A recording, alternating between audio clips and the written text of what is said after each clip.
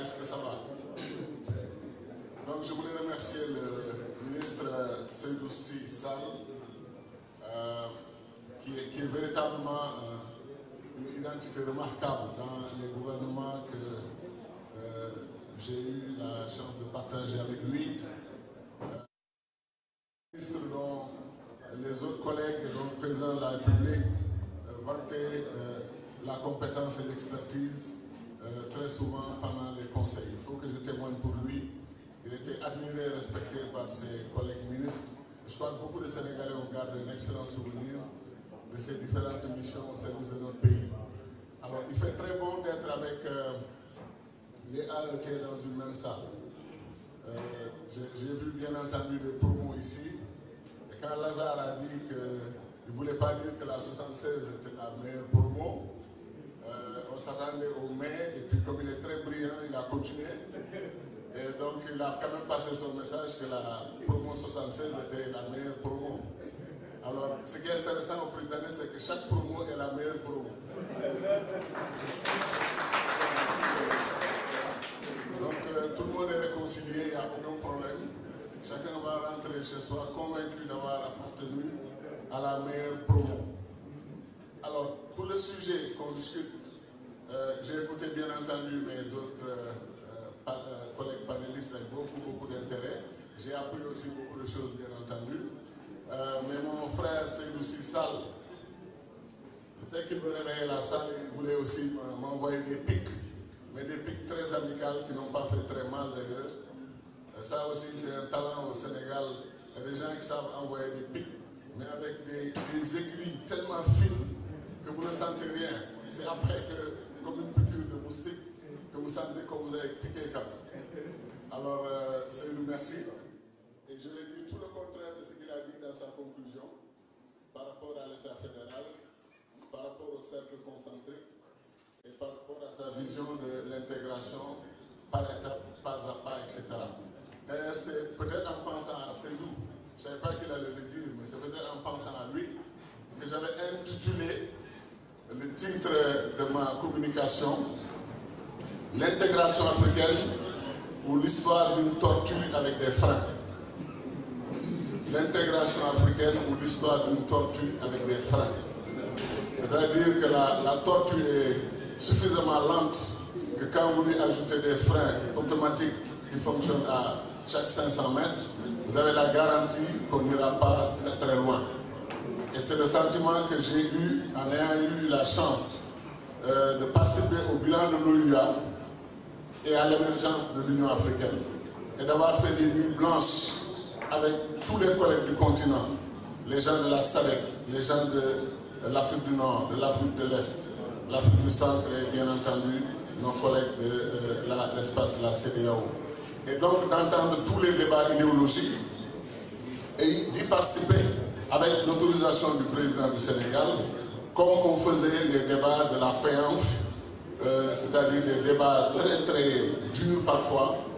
Et voilà, les gens parfois perdaient un peu le sang-froid parce que c'était véritablement des débats très sérieux sur le futur de l'Afrique.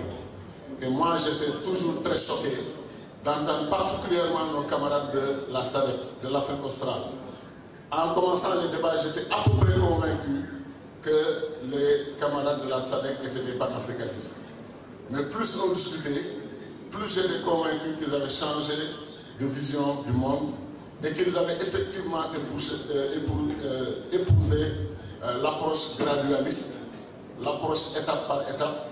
Et ce qui est sidérant pour moi, c'est qu'après 40 ans d'indépendance et d'intégration africaine à l'époque, en 2000, le résultat était là. L'Afrique se portait plus mal, entre guillemets, qu'elle ne l'était en 1963, quand on engageait le processus de l'unité et de l'intégration. Alors je ne comprenais pas pourquoi ils avaient choisi de freiner. Par la suite, dans les discussions et les débats, et la qualité des débats, et la vigueur des débats, une sœur ministre namibienne m'a pris de côté un jour et m'a fait une très belle confession, et j'ai enfin compris de quoi il s'agissait. Elle m'a dit, vous avez l'indépendance depuis 1960, vous avez eu 40 ans d'indépendance. Vous avez eu le temps de faire les indépendances tcha-tcha-tcha, de vous amuser, de faire tout ce que vous voulez. Maintenant, vous voulez passer aux choses sérieuses, vous voulez accélérer. Or, nous, on vient d'avoir l'indépendance au début des années 80, fin des années 80, début des années 90. Laissez-nous, nous aussi, faire notre indépendance tcha-tcha-tcha, danser un peu, prendre les choses un peu plus légèrement. Mais vous êtes trop sérieux et vous avez compris, vous êtes revenus de l'illusion des indépendances. Vous voulez maintenant passer effectivement à la construction de l'Afrique en parlant d'unité. Elle me dit, nous avons arraché nos indépendances avec la lutte armée en Namibie, au Mozambique, un peu en Afrique du Sud, dans tous ces pays, au Zimbabwe particulièrement.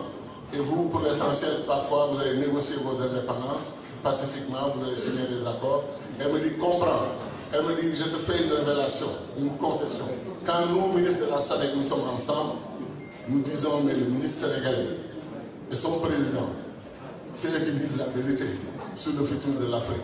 Mais on ne peut pas aller avec eux pour l'instant, et c'est dommage. Donc elle me dit, calme-toi, nous sommes avec toi, nous t'aimons beaucoup, nous ne sommes pas contre toi, mais malheureusement, nous ne pouvons pas encore partager votre vision. Alors, un brillant ministre de la SADC a résumé nos débats en disant que le débat opposait les gazelles et les éléphants. C'est eux les éléphants, ils marchent d'un pas assuré vers l'intégration, vers l'unité. Et c'est nous qui sommes les gazelles parce que nous sommes pressés et que nous courons très vite. Alors ça faisait rire les gens dans la salle, mais moi ça ne me faisait pas tellement rire parce que je pensais qu'effectivement on était en train de décimer les éléphants en Afrique et que les gazelles étaient encore là, en train de gambader et d'être vigoureusement en train d'occuper les prairies de ce continent. Donc pour moi, ce n'est pas une critique que de nous traiter de gazelles et de gens pressés. Et on avait mille raisons d'être pressés. Nous pensons que l'intégration africaine, telle qu'elle était conçue au départ, était déjà une tentative de barrer la route à la problématique de l'État fédéral et des États-Unis d'Afrique. Nous pensons que, particulièrement Julius Nyerere, un grand Africain, bien entendu, s'il ne s'était pas opposé à Kwame Nkrumah, s'il n'avait pas... Peut-être que les choses pourraient basculer dans l'autre sens. Mais ce qui est intéressant, pourquoi je le dis, c'est que c'est Nyerere lui-même qui tranche le débat. 1997, il est invité au 40e anniversaire de l'indépendance du Ghana. Ghana 1957, 1997, 40 ans. Nyerere se rend au Ghana et à la surprise générale, il fait son autocritique. Il regrette de s'être opposé à Nkrumah. Et il dit au fond, Nkrumah avait raison sur nous. Moi j'avais cru qu'avec l'intégration africaine, étape par étape, progressivement, pas à pas, et par l'économie, on pouvait harmoniser nos économies, harmoniser les économies de nos différents pays et bâtir une véritable intégration africaine, avoir des ensembles solides et maintenant penser à aller à l'État fédéral. Il dit, nous n'avons pas réussi. Nous n'avons ni État fédéral, ni économie intégrée, ni région intégrée. Et ensuite, Nyerere fait le discours suivant, dont je vous lis rapidement quelques extraits. En termes d'aveu, de confession et d'autocritique. Il dit, je dois avouer que nous, la première génération de dirigeants de l'Afrique indépendante, nous n'avons pas poursuivi l'objectif de l'unité africaine avec la vigueur, la détermination et la sincérité requises.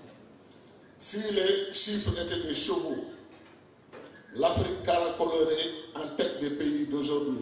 L'Afrique serait le continent le plus puissant de la planète car elle occupe le plus grand nombre de sièges à l'Assemblée générale des Nations unies. J'adresse cet appel à la nouvelle génération de dirigeants et de citoyens africains.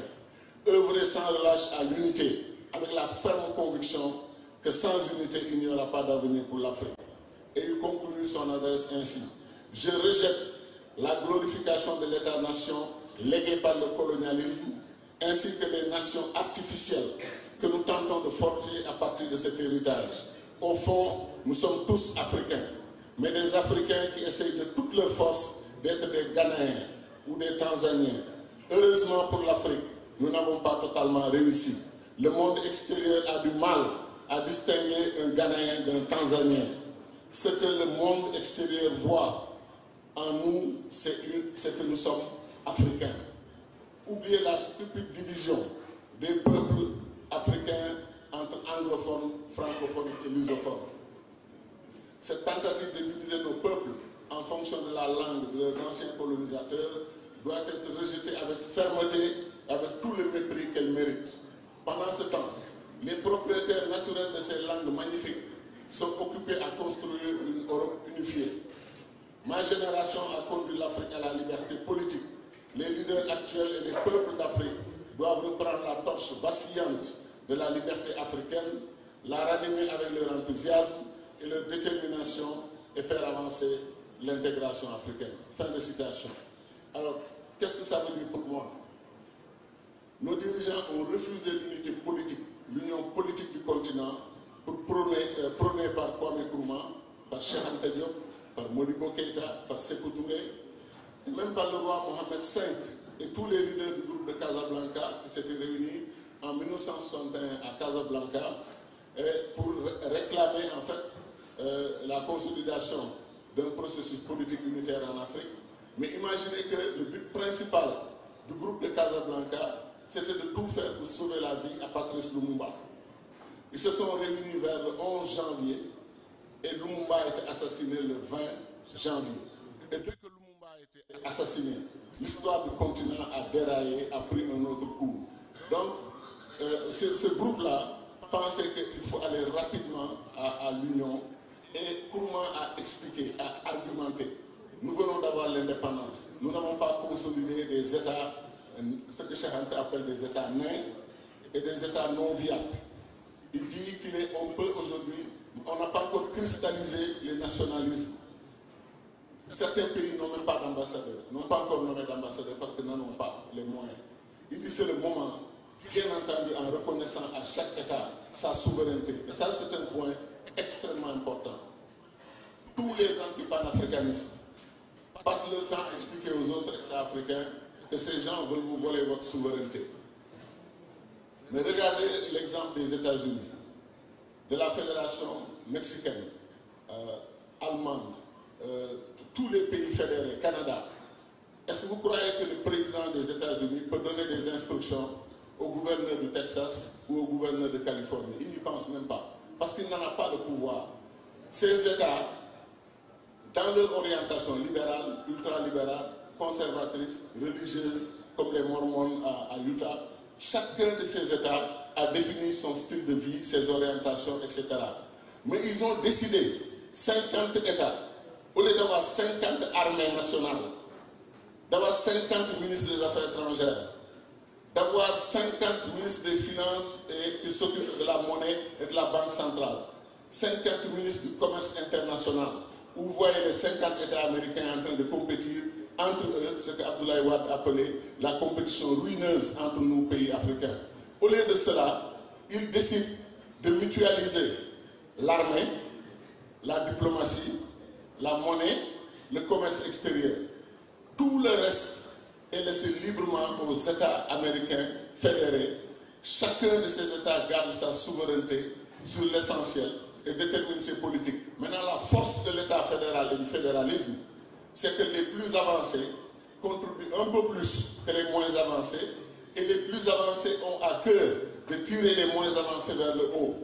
Ce qui fait qu'un État comme la Californie, qui a le même niveau économique, de puissance économique et financière que l'Allemagne, cet État vivait à côté de l'État de Mississippi, qui à un moment n'avait pas de l'eau courante comme ici chez nous, n'avait pas de l'électricité comme ici chez nous. Mississippi, Alabama, tous les États très très pauvres.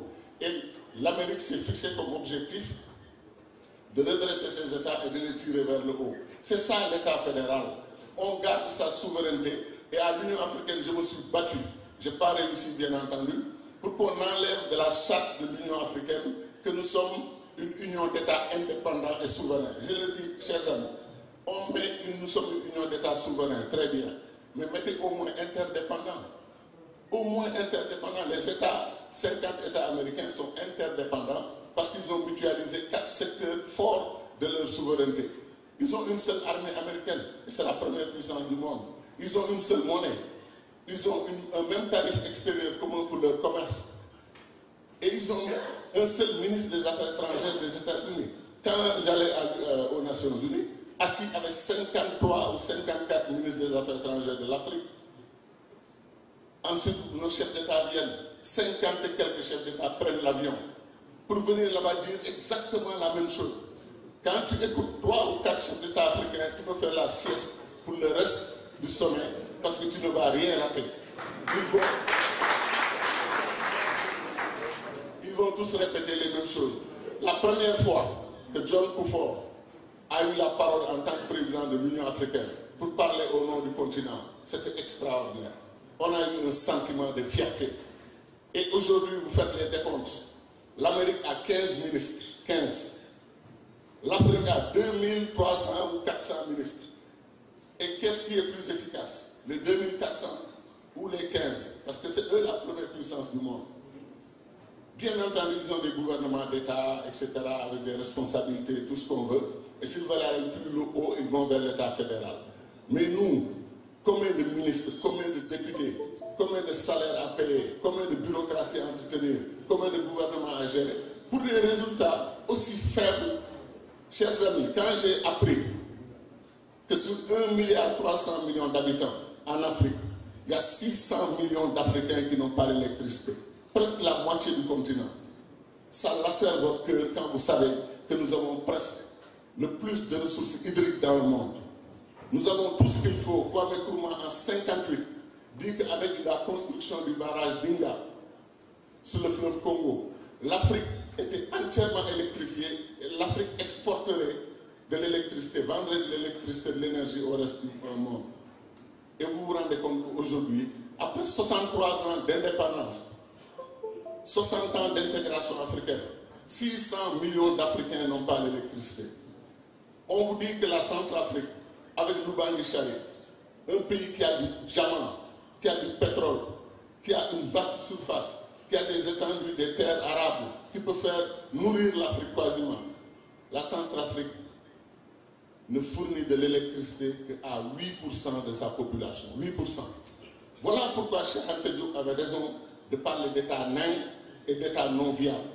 Et il sera difficile pour moi que quelqu'un d'autre puisse me convaincre que les 54 États que nous avons mis sur place pourront effectivement atteindre leurs objectifs.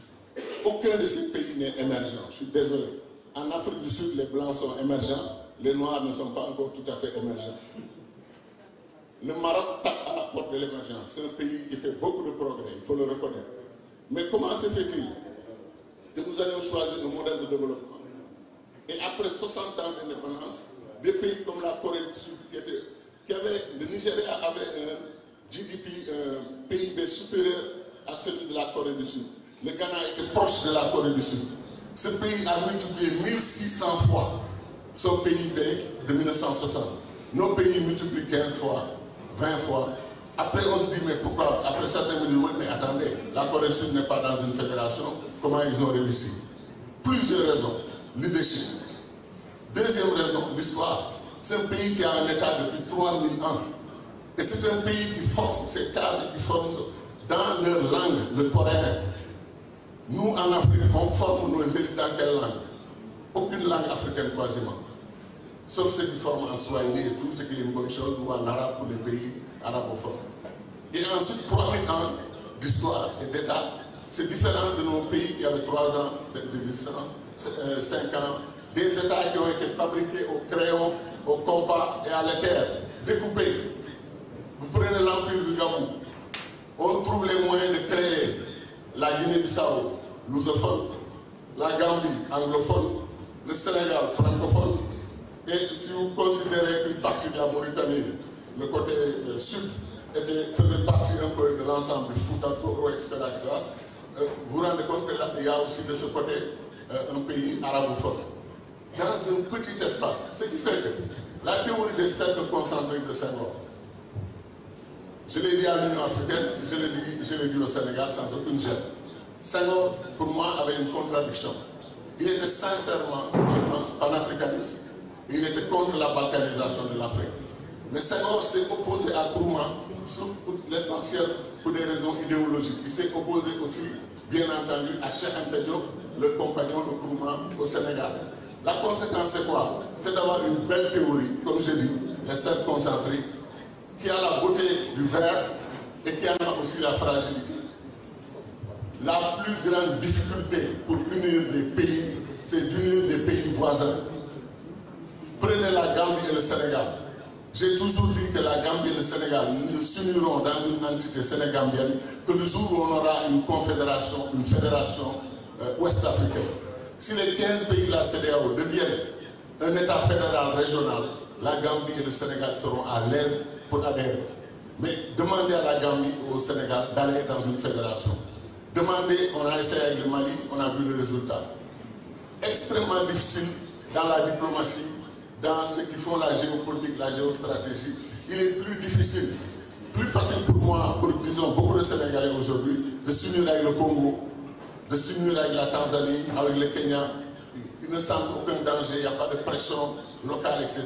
C'est beaucoup plus simple pour eux que de venir dire aux Sénégalais, la Gambie, la Mauritanie, le Mali, les deux Guinées sont vos frères, vos voisins, unissez-vous tout de suite. La théorie des cercles concentriques ne marche pas, n'a pas marché et à mon avis ne marchera jamais. Il faut un idéal plus fort que cela. Maintenant, je vais aller très vite sur une question. L'échec de la CEDEAO. L'échec de la CEDEAO. Maintenant, je parle en des termes comme ça, crus, pour être beaucoup plus compris ou mieux compris. 1975, nos chefs d'État appellent la création de la CEDEAO. Première réaction de Cheikh Anta Diop. Il dit, vous voyez, ils nous ont imposé l'unité de l'Afrique via l'intégration soi-disant économique. Il dit, ils ne savent pas que l'économie, c'est le domaine de la compétition. L'idéal de l'union politique, c'est un idéal. Il dit, si nous décidions, non pas d'appeler, de créer la communauté économique des États de l'Afrique de l'Ouest, de créer simplement la communauté des États de l'Afrique de l'Ouest sous forme d'une union fédérative. Il dit, la conséquence, c'est quoi? Si nous avons un budget de notre union, nous allons dire quel est le pays le moins avancé. À l'époque, il donnait l'exemple du Niger. Il dit, nous pouvons prendre la moitié du budget de l'union et investir cela dans le Niger pour permettre à ce pays de rejoindre les autres, parce que nous allons vouloir le tirer vers le haut. Il n'y a aucune compétition. Aujourd'hui, la CEDEAO, quand nous allons en réunion, chacun vient avec son drapeau national. Chacun défend d'abord les intérêts de son pays. Est-ce que c'est ça que nous voulons? Et Cheikh Anta disait que ça prendra 10 ans ou 100 ans. Tôt ou tard, la CEDEAO va atteindre son niveau d'incompétence, c'est-à-dire va s'arrêter et ne pourra plus avancer. Chers amis, qu'est-ce que nous vivons avec la CEDEAO aujourd'hui? Le Nigeria est attaqué par Boko Haram. 40 000 morts au Nigeria. 40 000 morts. C'est presque un génocide. Où est la réaction de la CEDEAO? Où est la réaction des autres pays africains? Le Burkina Faso, attaqué depuis 3 ans. 10 000 morts au Burkina. Où est la réaction de l'Afrique de l'Ouest? Où est la réaction de la CEDEAO? Et quand on a suffisamment critiqué nos dirigeants, ils ont commencé à dire oui, on met en place une armée régionale africaine. On a dit bravo, une armée régionale de la CEDEAO. Mais dès qu'on a fini de dire bravo, ils disent mais attention, c'est pour lutter contre les terroristes et contre les coups d'État. Vous vous rendez compte? Comment on peut mettre une armée régionale ouest-africaine pour lutter contre les coups d'État? Comme, et je vous jure que je disais à des amis, mais je ne le souhaite pas cela, mais s'il y a un coup d'État, est-ce qu'ils vont envoyer leur armée pour envahir ce pays-là? Ils vont se rendre compte que ce n'est pas faisable. Et le cas du Niger est là. La CEDEAO a prétendu qu'elle allait faire une opération militaire. Un comportement tout à fait inacceptable. Et vous voyez, nous, aller faire la guerre contre le Niger, c'est totalement impensable. Voilà les absurdités du système que nous avons choisi. Nous refusons de faire de la politique. Nous ne voulons pas une union politique. Nous voulons soi-disant une union économique. Nous avons un passeport commun, nous avons une carte d'identité commune, tout ce qu'on veut. Allez demander aux acteurs du travail, des activités économiques, allez voir les gens des activités économiques, demandez-leur si la CEDEAO est intégrée. Demandez-leur le passage des frontières, l'argent de la corruption qu'on leur impose à payer, les voitures qui sont bloquées pendant une semaine dans les points de passage. Nous n'avons pas réussi la libre circulation des biens et des personnes, ce n'est pas vrai. Nous n'avons pas du tout réussi. Et nous n'avons pas réussi les cercles concentriques, nous n'avons pas réussi la création d'une union fédérative. Alors nous, ce que nous proposons, contrairement à ces chiffres ces chiffres faramineux qu'on nous donne. Et ça, c'est pour endormir les Africains. La situation du continent pose problème. Nous ne pouvons pas avoir 1,3 milliard d'habitants, dont 70% de jeunes, ça veut dire 1 milliard de jeunes. Comme disait le regretté professeur Moussa Seck, mon ami qui est décédé, le plus grand agronome africain à mon avis, il disait que 1 milliard de jeunes, c'est 2 milliards de bras. Mais 2 milliards de bras, vous pouvez soulever toutes les montagnes du monde et les déplacer. Et qu'est-ce que nos États font? Nos États font des jeunes un problème à gérer et non pas un atout de nos pays. Et je dis souvent, quand nos gouvernements, nos chefs d'État, nos leaders appellent les jeunes dans une salle pour leur dire on comprend vos revendications, mais comprenez que l'Afrique est pauvre, nous sommes pauvres. Avant, ça passait, maintenant les jeunes ne les croient pas une seule seconde. Parce que dire à quelqu'un qui marche sur de l'or, du diamant, du pétrole, du gaz, de l'uranium, du coltan, de tout ce qu'on veut, lui dire qu'il est pauvre, nous, nos générations, on l'a avalé. Mais les jeunes refusent de l'avaler, premièrement. Et deuxièmement, leurs interlocuteurs, ce qu'ils essaient de leur expliquer, de se calmer, on va trouver des solutions. Ceux-là sont des milliardaires, malgré la pauvreté prétendue de nos pays. Donc les jeunes sont révoltés contre cela. Et pour eux, la solution, c'est quoi? Perdre l'espoir, ne plus croire qu'ils ont un avenir chez nous. Et les jeunes choisissent la mer, choisissent le désert pour pas essayer de trouver un avenir. Il y a une profonde cassure idéologique, une perte de confiance de nos jeunes par rapport au système. C'est pour ça que les plus conscients d'entre eux sont des panafricanistes. Ils demandent qu'on retourne à certaines règles et ils veulent qu'on comprenne que nous devons construire une Afrique unie. Une Afrique unie. Pour moi, il n'y a pas d'autre solution. Cheikh Anta Diop était très précis sur la question. Pour moi, il a été victime, après on sait de ce qui s'est passé. Coup d'État renversé, et on a essayé de le diaboliser. Et on a décapité notre leadership. Lumumba assassiné, Cabral assassiné, Oumniobé assassiné, Wandé, Ernest Wandé, Félix Mounier, Boganda de Centrafrique, son avion est tombé, etc., etc.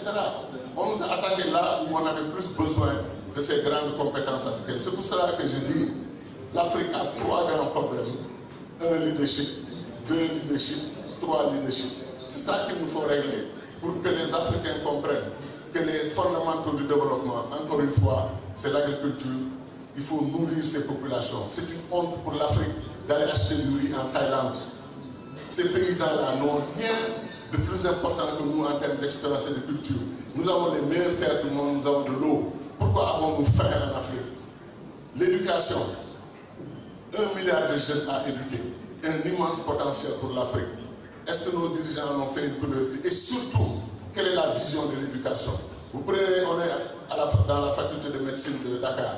L'école de Dakar est une école de qualité mondiale, universelle, avec les meilleures expertises possibles.